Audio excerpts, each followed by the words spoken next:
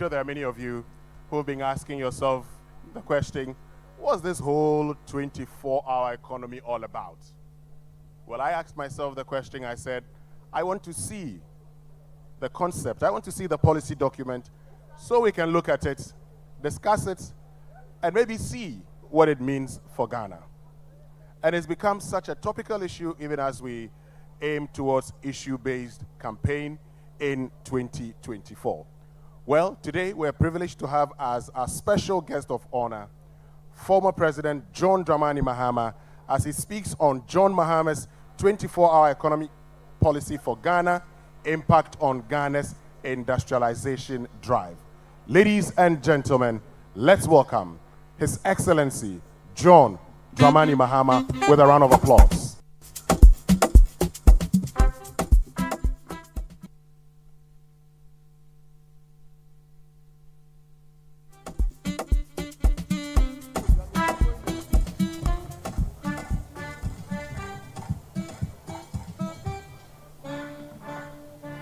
Thank you, captains of industries and business, chief executives, ladies and gentlemen. I'm very pleased to have a second opportunity to join you at your annual end-of-year cocktail.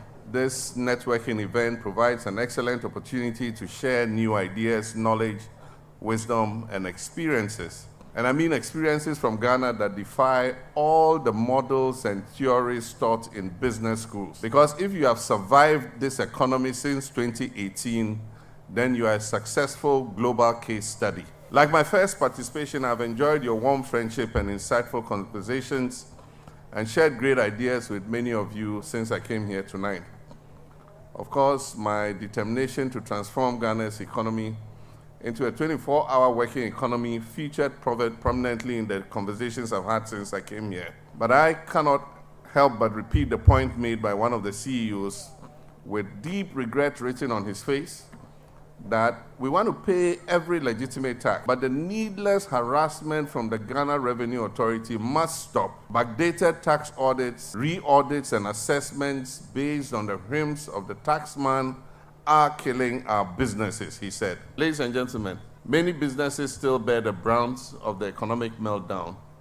And this is because, contrary to the finance minister's assertion, we have not turned any corner.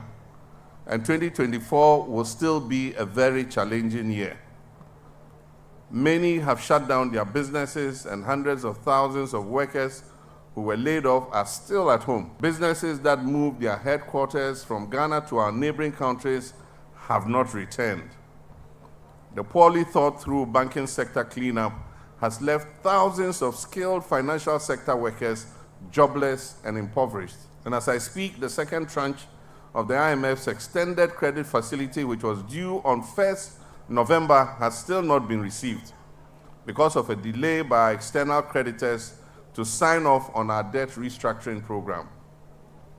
Of course, the consequence of our debt default has also started manifesting. For the first time in 30 years, Ghana struggled to put together a cocoa syndication loan, which had almost become a routine activity on our financial calendar. Major infrastructural projects have ground to a halt because lenders have cut funding as a direct fallout from our debt default. Independent power producers continue to threaten power cuts due to mounting debts that affect their operations. One of the producers threatened a few days ago to take out 560 megawatts of power before a promise to pay was made.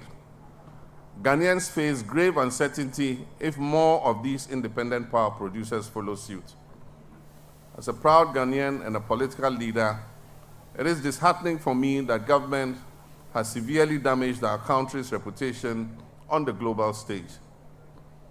Recent data from available research shows the cost of living in Ghana is very high and people are struggling to make ends meet due to the economic downturn. This includes pensioners who invested their life savings in government bonds hoping to enjoy a better life in retirement. Business confidence remains low, with private sector credit declining in real terms.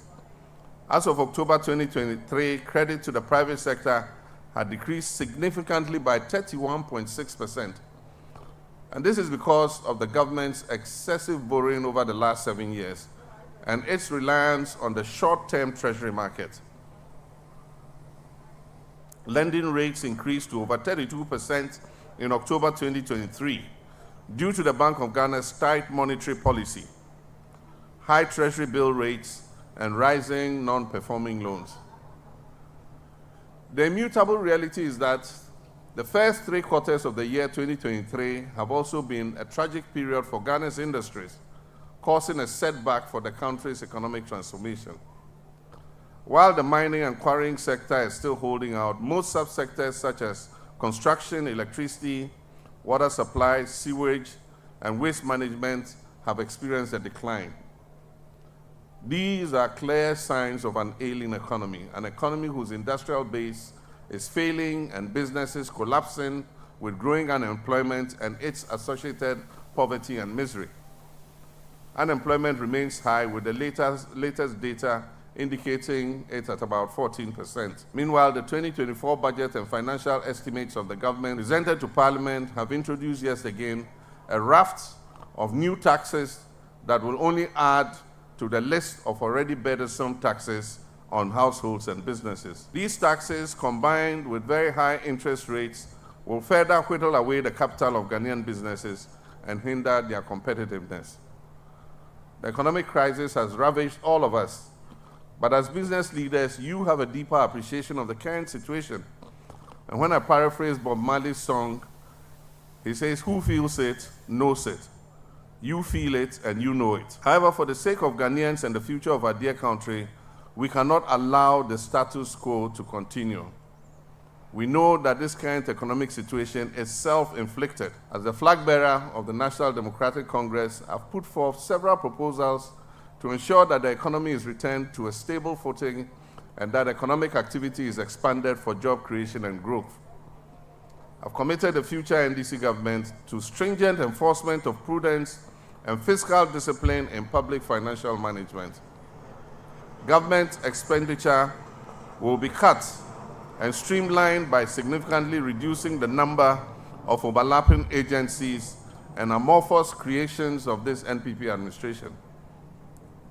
As I noted at the last year's event, we cannot fail to learn from the current economic catastrophe. This crisis shows that there is no substitute for prudent financial management. Ladies and gentlemen, we are faced with a triple helix problem that threatens the stability of our democracy, namely a financial crisis, severe unemployment, and unprecedented levels of corruption. Without an economic revamp, we cannot hope to make any mark in our massive unemployment crisis, which is leading many of our young people down the road of frustration and despair. Research shows that unemployment, unavailability of jobs, poverty, high costs, and poor living conditions are issues of grave concerns to all Ghanaians. Chief executives, business owners, ladies and gentlemen, we cannot continue the business as usual way of doing things. We need to think outside the box. We must enhance efficiency by optimizing available resources, including infrastructure and human resources. Ghana must work more efficiently. The restless quest for efficiency to solve our financial and unemployment problems is why I have emphasized that more than the traditional and regular methods of economic activity would be needed to revitalize this economy.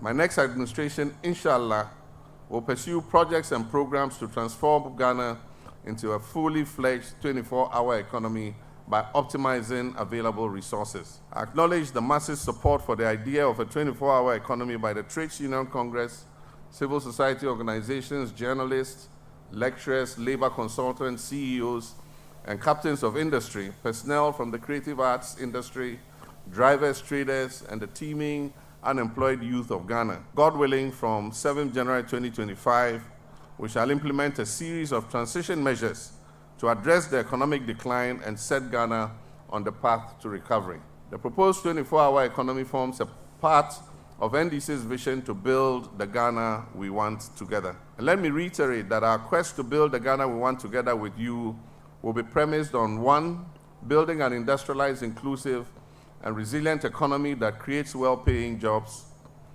creating an equitable, healthy, and prosperous nation, developing well-planned, safe communities while protecting the natural environment, building efficient and dynamic institutions for national development, and strengthening Ghana's role in African and international affairs. Ladies and gentlemen, the 24-hour economy may have finally resonated with Ghanaians. It may be classified as an idea whose time has come due to Ghana's self-inflicted economic crisis today, because the 24-hour economy initiative has been well thought through and was captured on page 105 of the NDC's 2020 People's Manifesto. Indeed, its roots emanate from the 40-year National Development Plan that was developed by the National Development Planning Commission, which was put together when I was president of this country. Unfortunately, the present government discarded the 40-year development plan and replaced it with a Ghana Beyond Aid plan that has rather turned Ghana into a beggar nation. Stripped to the essentials, ladies and gentlemen, the 24-hour policy will be anchored as an economy that runs around the clock with a 3-shift work schedule in many sectors. The intent is to transform Ghana into first a self-sufficient and then an export-led economy. To be clear, we're not creating a command economy with centralized planning. That would be at variance with our social democratic principles as a party. Specifically, one, we will combine government support and private sector involvement to realize the 24-hour economy.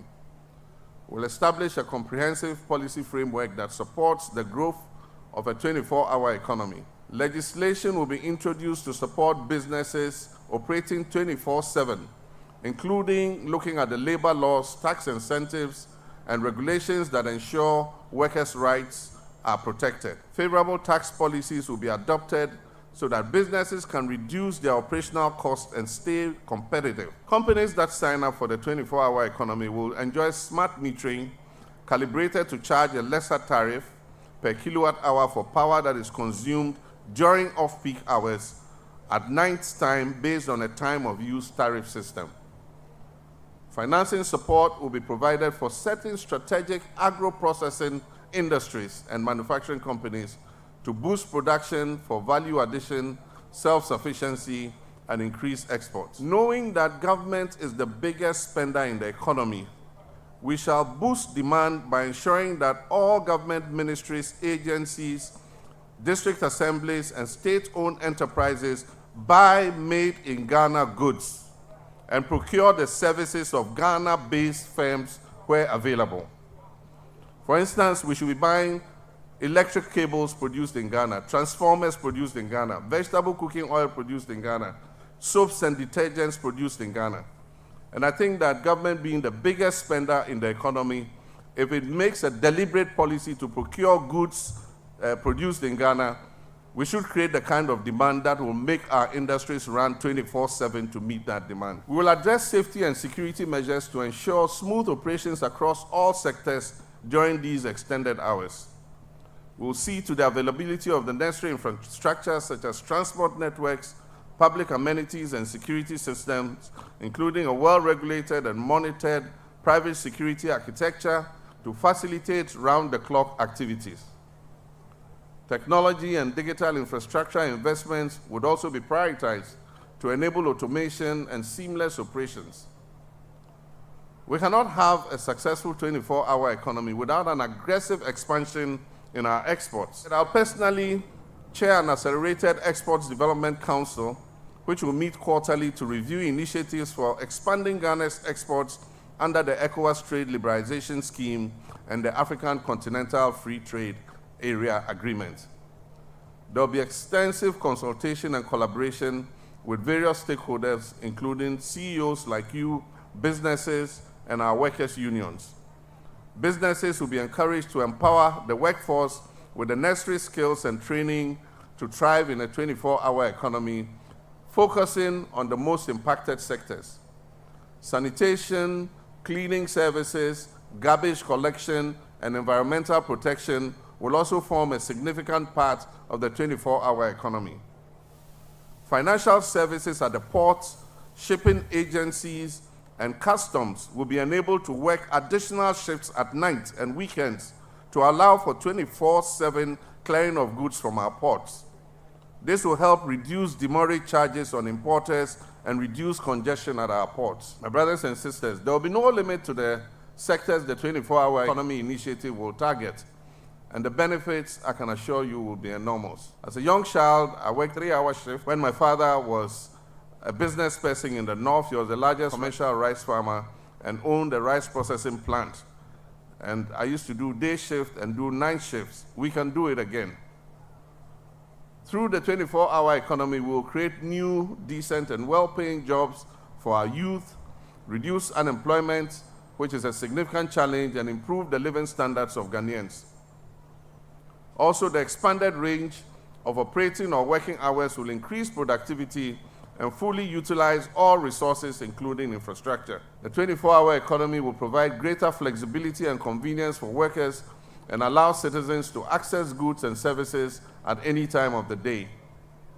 We will improve infrastructure, lighting, and security at all entertainment districts, such as Osu Oxford Street, Abekala Pass, East Legon, Lagos Avenue, etc., to allow operations throughout the night. Consider hospitality, transportation, and security, including a well-regulated and monitored private security establishment. These will enhance the consumer experience and create a thriving and dynamic economy. And let me add that the 24-hour economy will also attract foreign direct investment to stimulate the local economy and create more employment opportunities for Ghanaians. We would wage a strong fight against corruption to reduce waste and save money for investments in the economy. And the sword of the fight against corruption will cut both ways, against past government officials of the incumbent administration, against civil and public servants, businesses, and government suppliers if they fall foul of the law. We'll review our laws governing the extractive industry so that Ghana can increase its share and increase local participation in the exploitation of our natural resources.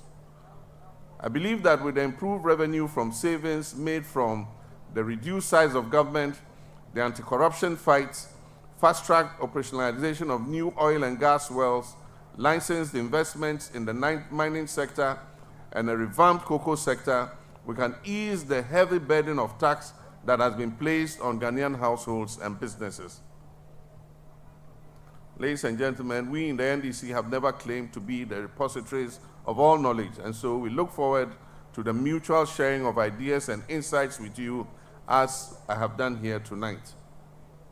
We need to network more, and I look forward to another opportunity where I can sit and interact, take your questions, and share more thoughts and imbibe your suggestions to tackle our collective problems.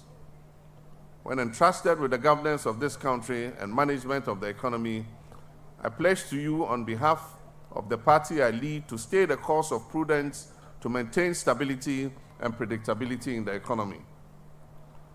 Incidentally, ladies and gentlemen, today is December 7th. And a year today would have begun counting and tallying the results of the presidential and parliamentary elections. By this time, Ghana will be getting ready for the results of a decisive election to make the change that we deserve. We're certain that the survival of businesses like yours depends on a stable macroeconomic environment. It will also depend on the need for change that will happen next year. I remain optimistic about the Mahama 24-hour economic initiative. In a rapidly advancing global economy in which countries worldwide are gradually drifting and adopting 24-hour economies to remain competitive and attract investments, Ghana cannot be left out. With increasing urbanization, where many previously rural communities are becoming urbanized with its associated higher demand for goods and services, including foods, beverages, around the clock, Ghana cannot be left out. With an expanding services sector in which healthcare, tourism, entertainment, business process outsourcing, and call centers have the potential to operate optimally and continuously, Ghana cannot be left out. With technological advancements enabling communication, coordination, and transactions at any time, making it easier for businesses to operate 24 hours 7 days a week, Ghana cannot be left out. And finally, my dear CEOs, let me assure you that we shall pursue initiatives that allow the private sector to flourish consistently and visibly, and in a way that improves upward socioeconomic mobility and social justice. My commitment is to stop the excessive and direct competition between governments, its agencies and cronies with private businesses through dubious restrictions, mechanisms, and aggressive business regulations. The 24-hour economy initiative is indeed a game changer for the Ghanaian economy. It will benefit your businesses, it will benefit employment, it will help our youth who are seeking jobs, it will take away the frustration and despair they feel. We shall vigorously pursue the 24-hour economy amongst many other initiatives as part of our broader vision and determination to increase economic growth, create jobs, and improve the quality of life of Ghanaians. And we shall work with you to build the Ghana we want together. I thank you all, and I wish you all a Merry Christmas in advance. Thank you.